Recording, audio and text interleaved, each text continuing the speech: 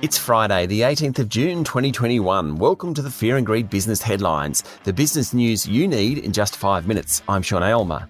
In today's headlines, the Australian unemployment rate falls to pre-pandemic levels, but no sign yet from the Reserve Bank that it wants to move on interest rates. Plus, the COVID cluster in New South Wales grows as the government limits the use of the AstraZeneca vaccine. The federal government's landmark superannuation reforms passed the Senate, and Coles' big spend triggers a big fall in its share price. Our lead story today, the unemployment rate has fallen to 5.1%, the same level as before the pandemic, increasing pressure on the Reserve Bank to tighten monetary policy. More than 115,000 new jobs were created last month, mostly full-time roles, and there are now tens of thousands more jobs in the economy than before the pandemic. But in a speech written ahead of the release of the data, Reserve Bank Governor Philip Lowe said the business had a laser-like focus on costs, and that was preventing the jobs recovery flowing through to higher wages, a necessary condition for lifting interest rates. The jobless rate is now about where the Federal Treasury forecast it would be in a year's time. The underemployment and underutilisation rates have both fallen, and the hours worked and participation rate have risen. Federal Treasurer Josh Frydenberg said the economy still had a long way to go, but it was recovering strongly and the labour force data provided light at the end of the tunnel. Dr Lowe called the recovery in Australia V-shaped, but warned the country wasn't out of the woods yet. Several high-profile market economists in Australia now expect the first move in the official cash rate to occur in 2023, ahead of the Reserve Bank's timetable. Certainly the run of recent economic data, particularly yesterday's unemployment figures, support their argument. In overseas news, the number of Americans filing new claims for unemployment rose for the first time in 6 weeks, but most market economists said it was probably a blip in the trend down as the world's largest economy continues to reopen. The consensus view is that the unemployment rate will fall below 5% by the end of the year. Beijing has fully vaccinated 80% of its adult residents, or 15.6 million people, as China's vaccination total passes 1 billion. Beijing is a standout among major cities, according to Bloomberg, with New York City's vaccination level at 47% and Singapore and London both at 35%. And spare a thought for Gautam Adani, the Indian billionaire well known to Australians because of his eponymous coal mine in Queensland.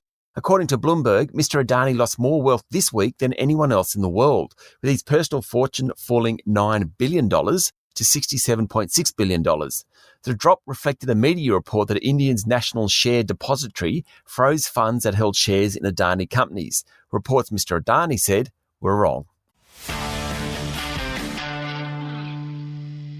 Locally, the minimum age for receiving the AstraZeneca jab has been lifted from 50 to 60 years, following medical advice from the Therapeutic Goods Administration.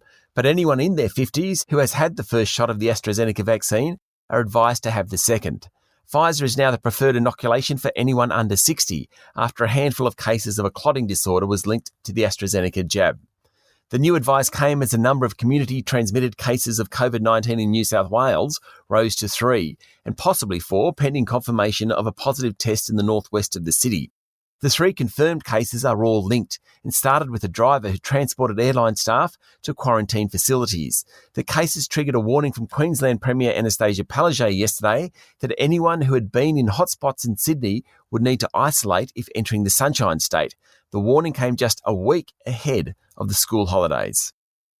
Treasurer Josh Frydenberg said members could save more than $17 billion after the government's landmark Your Future, Your Super legislation was passed by the Senate yesterday.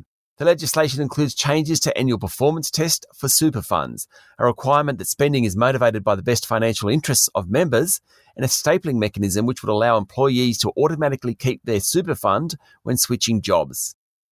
Coles Group will spend an extra $300 million to accelerate automation in its distribution centres and improve the supermarket's ability to compete in coming years. Chief Executive Stephen Kane said the food and liquor market was growing, but it was no longer all about who had the lowest prices. E-commerce capabilities were increasingly important in winning over customers. The group will also open smaller format Coles local stores and boost its underperforming liquor business. Coles has begun winning back share from main rival Woolworths, which did better during the pandemic. Coles share price closed down 4.5% yesterday. I reported yesterday that the Fair Work Commission had agreed to a 2.5% rise in the minimum wage, though in the case of some retailers, the increase would be delayed. Woolworths yesterday said it would pay the increase effective immediately, boosting incomes of about 155,000 workers at the group's supermarkets and Big W outlets. Good on them. And airfares are at their cheapest in a decade, according to the competition watchdog. The impact of regional express moving into routes between major cities and airlines cutting ticket prices to coax travellers back has meant super cheap prices, you've been told. That's the Fear and Greed business headlines for today. Make sure you hit follow so you get it every morning. And if you'd like more detail and more stories, search for our longer daily podcast called Fear and Greed. We also release a daily interview.